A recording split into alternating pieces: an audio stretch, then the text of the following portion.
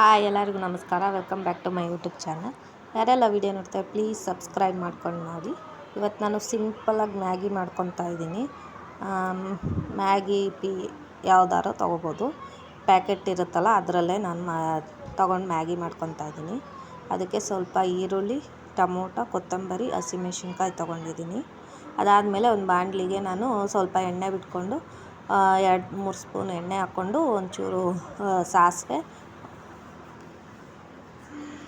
ಅದಾದಮೇಲೆ ನಾನು ಇಲ್ಲಿ ಈರುಳ್ಳಿ ಮತ್ತು ಕರಿಬೇವು ಹಾಕ್ಕೊಂಡಿದ್ದೀನಿ. ಸ್ವಲ್ಪ ಕರಿಬೇವು ಹಾಕ್ಕೊಳ್ಳಲ್ಲ ಅನಿಸುತ್ತೆ, ನೀವು ಬೇಕಿದ್ದರೆ ಹಾಕ್ಕೋಬೋದು ಅಷ್ಟೇ. ನಾನು ಇಲ್ಲಿ ಹಾಕ್ಕೊಂಡಿದ್ದೀನಿ. ಆಮೇಲೆ ಸ್ವಲ್ಪ ಈರುಳ್ಳಿ ಎಲ್ಲ ಚೆನ್ನಾಗಿ ಫ್ರೈ ಆದಮೇಲೆ ಟೊಮೊಟೊ ಹಾಕ್ಕೊಂಡು ಫ್ರೈ ಮಾಡ್ಕೊತಾ ಇದ್ದೀನಿ. ಸ್ವಲ್ಪ ಟೊಮೊಟೊ ಎಲ್ಲ ಇದಾಗೋ ಹಾಗೆ ಫ್ರೈ ಮಾಡ್ಕೊತಾ ಇದ್ದೀನಿ. ನಾನು ಸಣ್ಣದಾಗಿ ಹಚ್ಚಿ ಇಟ್ಕೊಂಡು ಹಾಕ್ಕೊಳ್ಳಿ.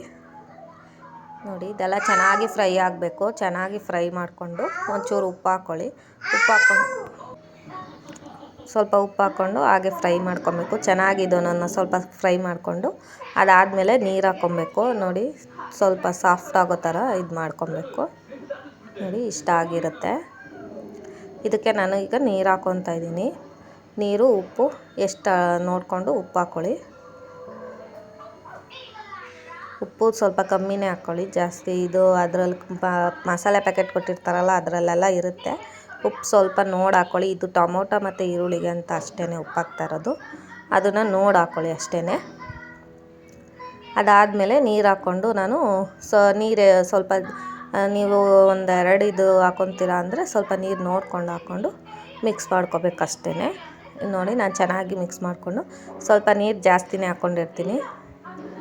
ನೋಡಿ, ನೀರು ಚೆನ್ನಾಗಿ ಮಳ್ಳಬೇಕು. ಈರುಳ್ಳಿ ಟೊಮೊಟೊ ಎಲ್ಲ ಬೆಂದಂಗೆ ಆಗಿರಬೇಕು. ಸ್ವಲ್ಪ ಕೊತ್ತಂಬರಿ ಹಾಕ್ಕೊಂಡು ಇದು ನೀರಿಗೆಲ್ಲ ಕುದಿಯೋಕ್ಕೆ ಬಿಡಬೇಕು. ನೋಡಿ, ನೀರೆಲ್ಲ ಚೆನ್ನಾಗಿ ಕುದ್ದಿದೆ. ಅದಾದಮೇಲೆ ನಾನು ಇದು ಮಸಾಲೆ ಪ್ಯಾಕೆಟ್ ಬರುತ್ತಲ್ಲ ಅದನ್ನು ಹಾಕ್ಕೊತಾ ಇದ್ದೀನಿ. ನಾನಿಲ್ಲಿ 2 ಪ್ಯಾಕೆಟು ಮತ್ತು 2 ರೋಲ್ ಬರುತ್ತಲ್ಲ ಅದನ್ನ ಹಾಕ್ಕೊಂಡಿದ್ದೀನಿ. ಅದನ್ನು ತೊಗೊಂಡಿದ್ದೀನಿ ನಾನು. ಅದು ಮಸಾಲೆ ಪ್ಯಾಕೆಟ್ ಎಲ್ಲ ಹಾಕ್ಕೊಂಡು ಚೆನ್ನಾಗಿ ಮಿಕ್ಸ್ ಮಾಡಿಕೊಂಡು ಅದಾದಮೇಲೆ ಇದು ಬರುತ್ತಲ್ಲ, ನಾನಿಲ್ಲಿ ಇಪ್ಪಿ ತೊಗೊಂಡಿದ್ದೀನಿ, ಮ್ಯಾಗಿ ತೊಗೊಂಡಿಲ್ಲ. ಇಪ್ಪಿ ತೊಗೊಂಡು ಮಾಡ್ಕೊತಾ ಇದ್ದೀನಿ ನಾನು. ಮಕ್ಕಳಿಗೆ ಯಾವಾಗಾರ ಒಂದು ಟೈಮ್ ಮಾಡಿಕೊಟ್ರೆ ಚೆನ್ನಾಗಿರುತ್ತೆ.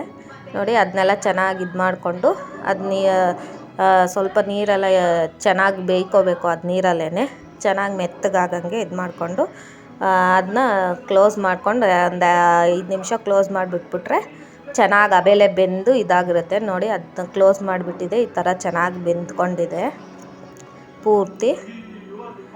ನೋಡಿ, ಈ ವಿಡಿಯೋ ಇಷ್ಟ ಆಯಿತು ಅಂದರೆ ಪ್ಲೀಸ್ ಸಬ್ಸ್ಕ್ರೈಬ್ ಮಾಡ್ಕೊಂಡು ನೋಡಿ. Thank you for watching.